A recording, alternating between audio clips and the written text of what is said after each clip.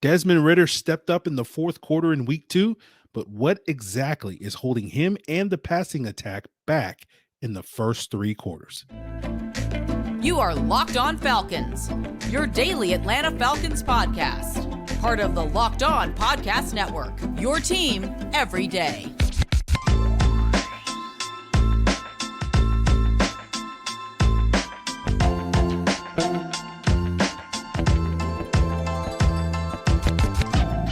Welcome back, guys, to another illustrious episode of the Locked On Falcons podcast, your daily Atlanta Falcons podcast, part of Locked On Sports Atlanta, your team every day. And today's episode is brought to you by Prize Picks, the easiest and most exciting way to play daily fantasy sports.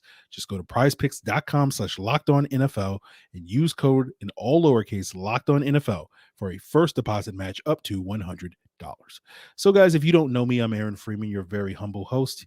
Been covering the Falcons for many years, formerly at falcfans.com, RIP. And, of course, you may also know me as Sirius Black, Mr. Holier Than Thou, Mr. Drew. My friends call me Negative Nancy, but you can call me Mr. Drew. But you can become one of my friends by becoming an everydayer and making this illustrious podcast your first listen each and every day. And all you got to do that is subscribe or follow for free on YouTube or wherever you listen to podcasts. So today is our All-22 review episode that we do weekly, as well as a Q&A. We got some listener questions later in the show about sort of who was the defensive MVP, Richie Grant thoughts, Matthew Bergeron thoughts, DeAngelo Malone thoughts, all that and more coming up later on today's episode. And normally I would break down a couple of plays, but frankly, I got a lot of gripes to gripe about on the offense today. And I know Sunday after the game, I sort of said we'll probably wind up focusing on some of the good plays that Desmond Ridder had versus some of the bad plays on this week's All-22 review, but in part due to NFL Plus not necessarily putting access to the All-22 of those final drives in this game as of this recording. And not to mention, I don't know if Desmond Ridder's positive plays in the fourth quarter require that level of in-depth analysis. We all saw Ridder play better in the fourth quarter, right? Because he made some throws that he didn't make earlier in the game. I think his mobility was kind of a big X factor in why he was more successful in the fourth quarter, and whether that was on design runs, whether that was on him scrambling to avoid pressure, whether that was him extending plays outside the pocket. I think that ties into that mobility.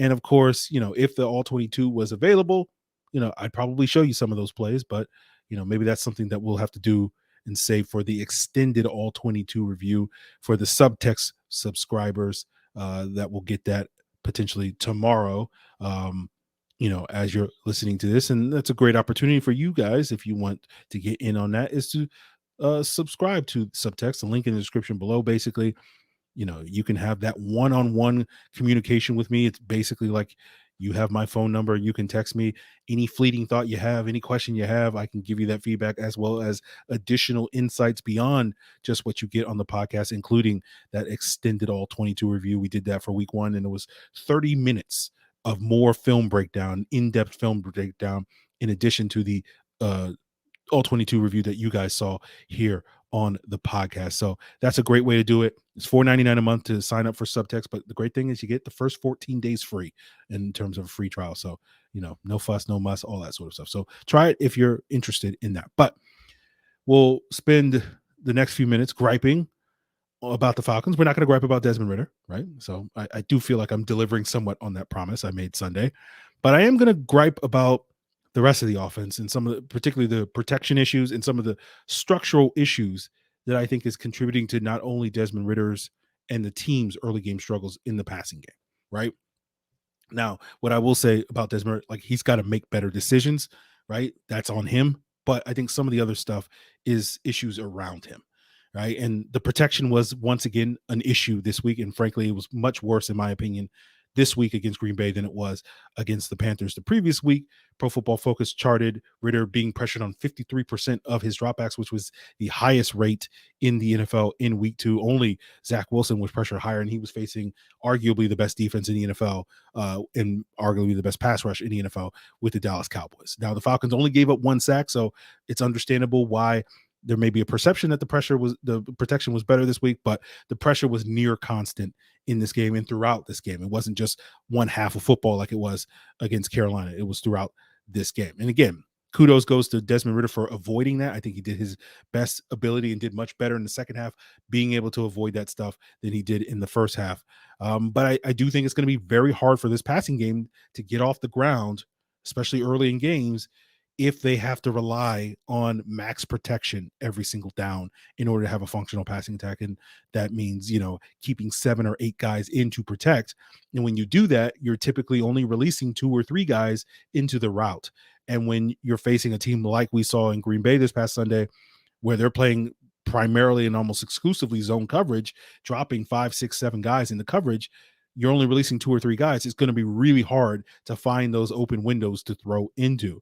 Now, the biggest culprit in terms of the breakdowns of protection, I thought, was Matthew Bergeron, right? I thought Drew Dahlman and Caleb McGarry also were probably on the next tier below in terms of the biggest contributors to those woes, with Jake Matthews and Chris Lindstrom also getting beat a couple of times. Now, as far as Bergeron is concerned, I don't think it means a whole lot for him. He is a rookie. I think probably people were a little too quick to crown him after a pretty solid performance in week 1 against Carolina. And I think one of the hallmarks of youth is inconsistency, right? So it wasn't necessarily shocking to me against arguably better competition that he kind of came back down to earth this week.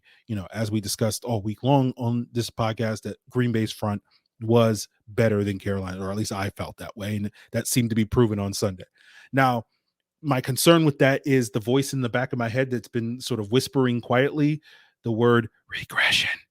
That voice is getting a little bit louder when it talks about where the issues with the offensive line. So, someone asked me last week, sort of, how would you break it down, quarterback versus O-line versus other things in terms of the Falcons' issues up on the offense? And then last week against Carolina, I said it was like 50% Ridder, 35% the offensive line, 15% other or play calling issues. And against Green Bay, I would probably go 30% Ridder due to those, questionable decisions that he made, 50% on the offensive line, and probably about 20% on other play calling. And I would say the play calling was probably a little bit more questionable this week versus last week due to some of the, particularly the questionable play calls that Arthur Smith had on that first red zone trip in the game. And I felt like Arthur Smith was being a little too cute, as I've heard other people referring to it, with some of the play calls, one particular calling the 14 personnel, which is one running back and 4 tight ends. You have out of shotgun, John Fitzpatrick split out wide. Like, what is that, right?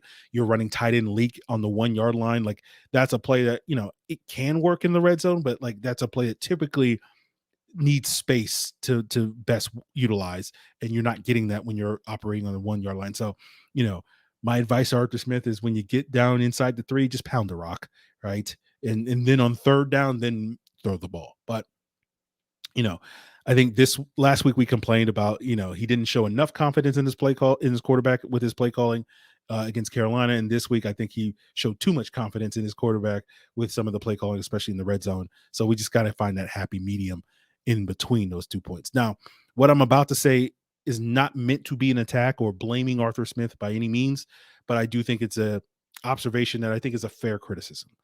And one of the things that kept, as I'm watching the film, this week is this keeps popping into my head, and that's why we're talking about it, because I didn't really have any other strong takes coming out of the film study, which is like, why is it so much easier for other teams to generate offense, right? And I think some of that is owed to other teams having more speed, on the perimeter and spreading the field more than the Falcons. And the Falcons are just, let's get as many big bodies out there and let's condense the formation. And there's nothing inherently wrong with condensing. Sean McVay famously did that when he first got to the Rams, right? And what we mean by condensing is having your wide receivers and tight ends a little tighter to the formation rather than what you see typically in the NFL and in the college level, especially, which is teams trying to spread the field a lot more. And, part of me wonders, though, why was McVay so successful with that? Well, it's because he's condensing the formation with weapons like Brandon Cooks and Cooper Kupp and Robert Woods, right? One of the things I've noticed watching a little bit of Miami, and by no means I'm an expert on their offense, but like they also do a lot of condensed stuff, but we know Miami has a ton of speed on the field. And I feel like if you're going to condense things, you got to do it with speed, and meanwhile, the Falcons are condensing things and they have Jonnu Smith and Mac Hollins and Michael Pruitt, which is not adding a whole lot of speed to their game. And I think condensing things the ways that the Falcons do and having those big bodies out there is very beneficial to the run game because you have bigger guys on the edge and on the perimeter blocking. And I think that's a big reason why our running game has been so successful. But I don't think it's really helping your passing game really in any major way. Now, the concerns and questions I have are still lingering, and I'm eager to see how things change or evolve or improve if and when we get Cordero Patterson back, right? And maybe that brings a little bit more juice and more speed with that sort of condensed things, and maybe it works a little bit better. So technically, I'm still in kind of in wait and see mode, but and I also think overall, like this is less of an issue than the protection issues. Like I do feel like if they can get the protection issues resolved up front, like a lot of these problems, don't necessarily go away, but they're somewhat mitigated because you can operate whatever type of offense you want because you're not worried about your quarterback being under fire for 40-50% of his snaps. So, but what I will say is until you get the protection issues resolved, like I do think it's probably maybe potentially a little bit better to run more under center stuff than the heavy dose of shotgun and pistol that we've seen this year and going back last year. Like based off my charting, 14 of the first 18 plays against Green Bay came out of a shotgun or pistol. It was 14 out of 15 of the first 15 plays against Carolina last week. You go back to the week 18 game against Tampa Bay, it was 15 out of the first 18 plays were shotgun or pistol. And, I feel like if we're going to lean more on this max protection until the offensive line gets their act together, I do think installing more under center stuff is going to better help sell the play action that is going to be very beneficial with all that max protect, right? And I know this was kind of a debate early last season, particularly with the Cincinnati Bengals, with, should they run more play action and run more under center stuff? And, Cincinnati didn't run a ton of play action relative. I think they were second lowest in the league last year, behind the Colts, I think, in terms of usage of play action. And they wound up using pretty much primarily out of shotgun. But, I think for them, it works because look at their weapons, right? And so shotgun works for them. And it's not to sit here and say that there's no value to shotgun or pistol. I think there is value for having that in the Falcons offense. So I'm not saying that they should eliminate it from their offense, but part of me wonders, like, would it be more beneficial for this Falcon team if they're only running maybe 40 or 50% shotgun/pistol versus the 80 to 90% that we've seen them consistently run in recent games under Desmond Ridder? So obviously I don't have the answers, guys. Like, if I knew this stuff, I wouldn't be sitting here on the podcast talking to you. No offense. I'd be making six figures somewhere, being employed by a team somewhere. But I'm not saying Arthur Smith's offense can't work or anything like that, but I think it probably will work if and when the protection starts to hold up better.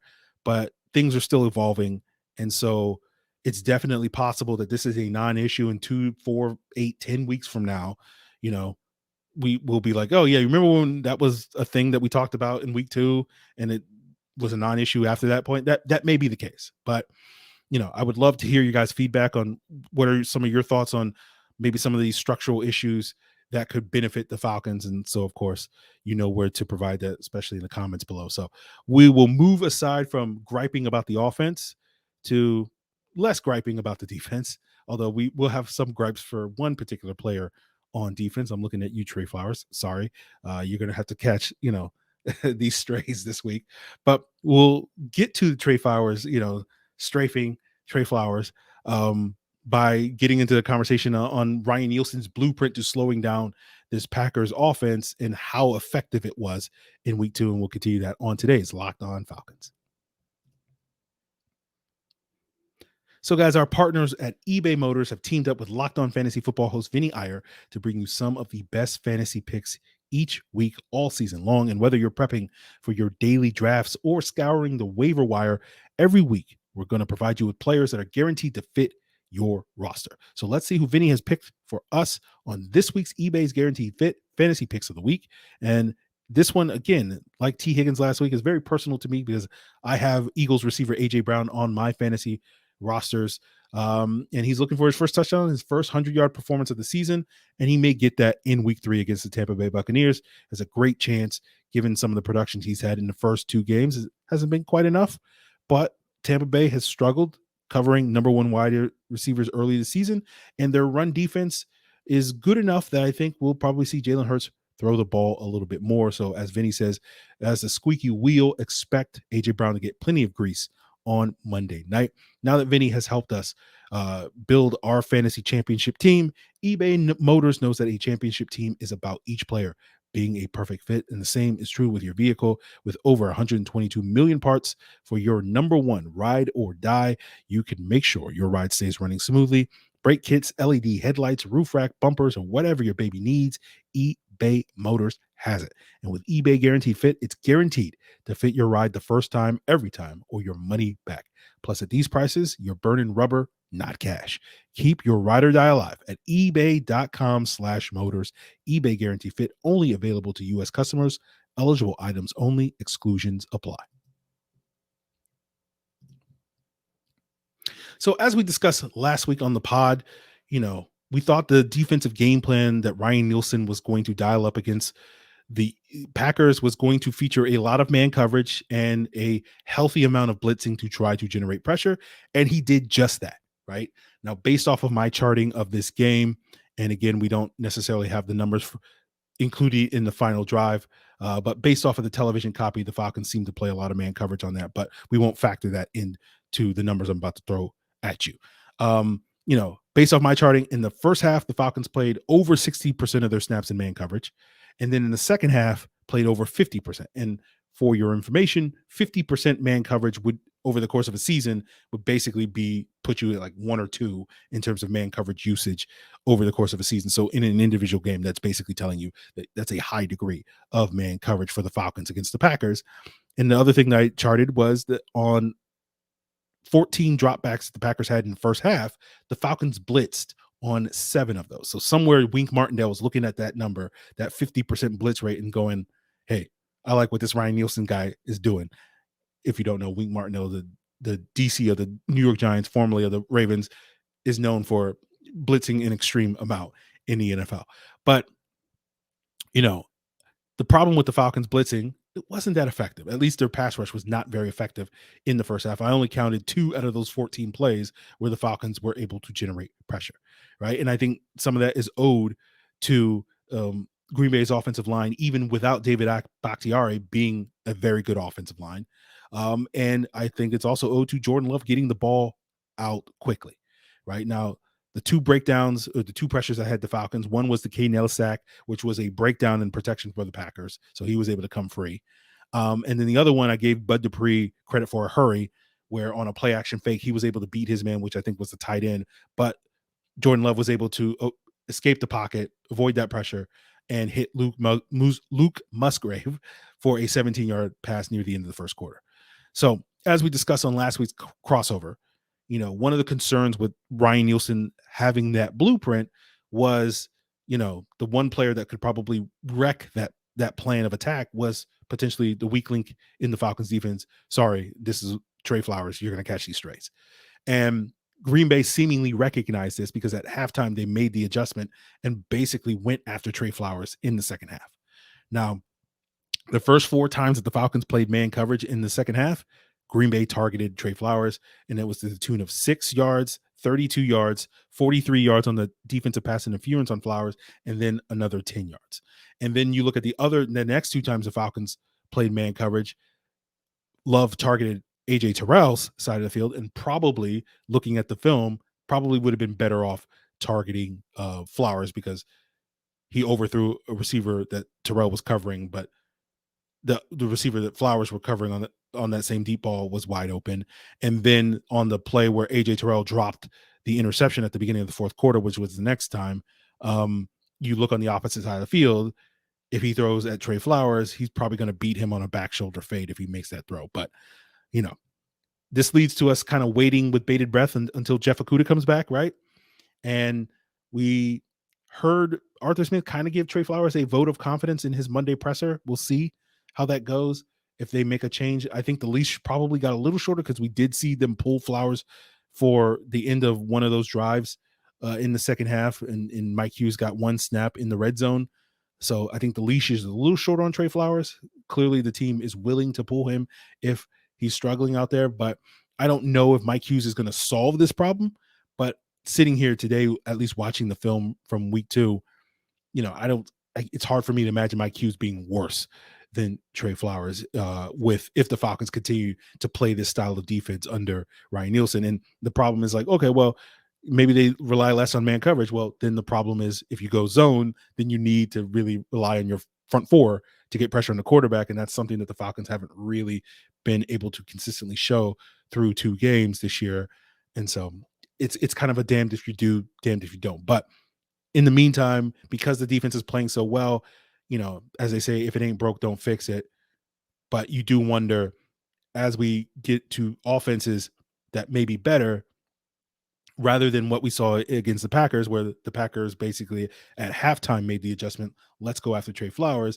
Maybe Detroit, Jacksonville, and other teams are like, let's just go out Tre Flowers right from the jump and let's try to feast right out of the gate. So that's going to be sort of the concern I have moving forward, and we'll see. Again, that's why we're just hoping, Okudah comes back sooner versus later. I think right now, heading into week 3, it's at best a 50-50 proposition, but obviously as the week unfolds, we'll have more information on that front, on what his timeline to return is possibly. I'm more optimistic about him coming back for the Jaguars game, less optimistic about the Lions game, but again, we'll see how the week unfolds. So we got a question from Rise Up from the Discord. He asks, hey Aaron, who was the defensive MVP in your opinion of the week 2 game? Also, what have you seen from Matthew Bergeron and Richie Grant? Thank you. I would say Onyemata probably deserves the MVP for week 2 after Jesse Bates earned it in week 1. As for Bergeron, as I mentioned earlier, he had a rough day. Looking at some of the technical issues that he had in pass protection, it did seem like Kenny Clark's power really was overwhelming him early in the game. Then he also gave up a pressure to Devontae Wyatt late in the third quarter in the Falcons' red zone drive that they wound up setting for a field goal. And Wyatt was kind of lined up not even as a 3 technique. He was even a little wider, sort of lined up more as a 4 technique, and was able to really beat Bergeron with his speed. So some things that he'll have to clean up. But as I said, rookies tend to be up and down, and hopefully there won't be too many matchups on the level of those 2 players moving forward. But we'll see how that goes. But as for Richie Grant is still kind of volatile, right? When he's good, he's very good. When he's bad, obviously he's not very good, right? And I think some of the concerns we had about Richie Grant last year with his ability to play deep, I think showed up from time to time against Green Bay, where he seemed to be a little out of position on some of those deep passes. And it's not necessarily blaming him for these plays happening, but I don't think it's entirely coincidental that if you look at Green Bay's 3 30-plus yard plays, which include the 2 DPIs that resulted in 40-plus yards gained by that offense, Richie Grant was operating as that single high post safety. I don't think that's a coincidence that Green Bay was able to find success when Grant was sort of playing that role. So less Jesse Bates in the box, more Richie Grant in the box moving forward. Ryan Nielsen, if I could gripe further and suggest some tweaks that you can make to your defense. But we'll wrap up answering a few more questions, and including whether or not DeAngelo Malone could help solve some of the Falcons' pass rush concerns, or is he on a path to being a bust? And we'll get into that as we wrap up today's Locked On Falcons. So, guys, I want to tell you about Prize Picks, a fun and quick way to play daily fantasy. It's simple. All you got to do is pick 2 or more players and pick more or less on their projected stats. It's quick, easy, takes less than a minute. And you also get your money back quick. And when you can earn up to 25 times your money on your entry, that's going to be great for your bank account. Now, my Monday night on Prize Picks did not necessarily go in my favor, but just because it didn't work for me doesn't mean that Prize Picks can't work for you. And I think it's a great way to enhance your daily or weekly fantasy picks. If you're feeling great about an AJ Brown breakout, then go more on his 68.5 receiving yards projection this week. Or if you're still concerned on whether he's going to get the opportunities, go less. It's all why Prize Picks is number 1 in terms of the daily fantasy sports app. So you can enter by going to prizepicks.com/LockedOnNFL. And when you use promo code LockedOnNFL, all in lowercase, for your first deposit match up to $100. That's prizepicks.com/LockedOnNFL and use promo code LockedOnNFL. Prize Picks is daily fantasy made easy. So as we wrap up today's Locked On Falcons, potentially if you're listening to this on Wednesday, tomorrow's episode will be a crossover Thursday, but I did talk with Brad Spielberger of PFF, talking a little bit about some of the Pro Football Focus grades and analytics that stood out with the Falcons 2-0 start. And I don't know if I'll just make that as like a shorter episode or that will be part of a larger episode, but there may be another episode between now and the crossover with Matt Derry of Locked On Lions. So be on the lookout for that. I haven't figured that out quite yet, but we'll wrap up today's episode answering AC94 from the Discourse question on, hey, Aaron, how concerned are you with DeAngelo Malone's playing time? As a third-round pick last year, I thought he'd at least be in the rotation by now. Would you consider him a bust if he isn't in the pass rush rotation by season's end? No, I would not consider him a bust, but I'm sure I'll probably be in the minority of that opinion. I think he and Ebiketie have suffered from the change in defensive coordinators, right? With Dean Pease's defense playing more 3-4 and or playing a lot more cover 3 that the Falcons currently play, where you can sort of stack the box with that 8th defender to help defend the run. You could get away with undersized edges like Malone and Ebiketie much more, given the fit in that scheme. And now under Ryan Nielsen, where you're going to play with much lighter boxes, you want more size up front. And there's not really much use for a player like Malone to get him as a regular part of the rotation. And what's been clear these first 2 games, and we'll see if this holds up over the course of the season, but there's a clear, main foursome on your front, which is Campbell, Jarrett, Onyemata, and Bud Dupree. And then you have your backup 4, which is Harrison, Huggins, Taquan Graham, and Lorenzo Carter. And Ebiketie's role in the defense has been as that third linebacker, playing that strong side linebacker in the base defense when the Falcons use their 4-3 underlooks primarily as their base defensive package. And he's been occasionally used as a designated pass rusher on third downs. Like, for instance, at the end of the Packers game, he was out there instead of like Calais Campbell rushing on that final drive. But that's basically the same role that DeAngelo Malone would be playing in this defense as well. And there really isn't room for both of those guys to blossom. It's just only really sort of a zero-sum game where one of those guys can succeed. And that's why earlier this summer, and I know a lot of you guys listening to the podcast now weren't listening to the podcast 2 months ago, back in July before training camp started. But when we talked about the edge rushers, I basically said there's really not a path to Malone earning more playing time. And so I think it's going to be in DeAngelo Malone's best long-term interest, whether that affects this season or not, but long-term, that he's going to need to take his cues maybe a little bit from Caden Ellis and embrace more of the linebacker aspects of his position versus the pass rusher aspects over the next couple of years. And hopefully, like Caden Ellis, by the end of his rookie contract, could carve out a more significant role on the defense. Now, I think because in the meantime, it's going to be hard for him to get opportunities without a bunch of injuries, and given the expectation that I think edge rusher is going to be a priority need for the Falcons this offseason, I don't think it's going to get any better for him to find a path to playing time moving forward. When you look at the edge rusher group, the Falcons have mostly succeeded. Those guys have been somewhat productive, but it's been mostly off of quote unquote schemed pressure, which is, stunts and twists, as opposed to guys beating guys. Like, basically the Falcons pass rush through 2 games has been mostly when they're just rushing 4 and not dialing up stunts and twists, has been mostly Onyemata and Grady Jarrett winning. And unfortunately, Grady Jarrett hasn't got off to as fast a start as we were hoping this season. And, Calais Campbell hasn't either. He's been a solid run defender, but really hasn't contributed a ton as a pass rusher. And I don't think playing Malone is going to really change that, if that's something that maybe some of you were wondering. And so when we look ahead to the 2024 offseason, cornerback in no particular order, cornerback. And again, a lot of this is hinged on what happens with Okudah the rest of the season. Edge rusher and I think wide receiver are probably going to be this team's biggest needs. Now, so, we'll see how that goes. But, as far as final thoughts on DeAngelo Malone, I'm not necessarily a big fan of the B word bust that I think fans tend to throw around willy-nilly. What happens a lot is, a player will get hurt and he'll be called a bust, or a team will change schemes and he'll be called a bust. And I tend to try to reserve the term bust to players that I don't think can play in the league. And I don't see any reasons why Malone can't play in the league. I just think circumstances have that are out of his control have basically prevented him from getting those opportunities. So I hope that answers your question, AC94. And that's going to do it for us on today's All-22 Q&A. Continue to make this podcast your first listen. Appreciate it, guys. Till then.